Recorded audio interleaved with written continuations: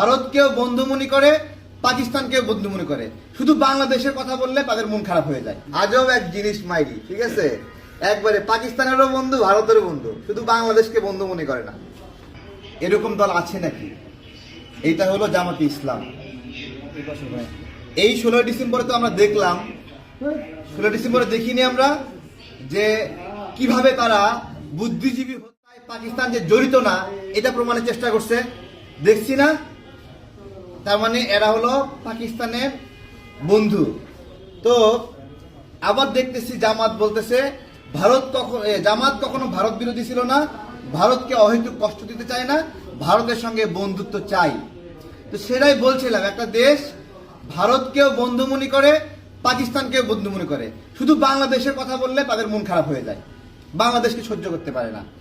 এবং তারা বলে যে বাংলাদেশের স্বাধীনতা শত্রুতামূলক স্বাধীনতা, এগুলো বলে। তো ভারতকে বন্ধু হিসেবে চান আপনারা, ভারতের সঙ্গে বিরোধিতা ছিল না, খুব ভালো কথা। কিন্তু এই বাংলাদেশে যারা ভারত বিরোধিতা করে, যারা স্বর্ণা দাসকে হত্যার বিরোধিতা করে, ফেলানীকে হত্যার বিরোধিতা করে, এবং যারা তিস্তার পানির হিসাব চায়, তাদের সঙ্গে আপনাদের একটা পার্থক্য আছে যে এইভাবে ভারত আমাদেরকে বঞ্চিত করে, তাই আমরা ভারতকে শত্রু মনে করি।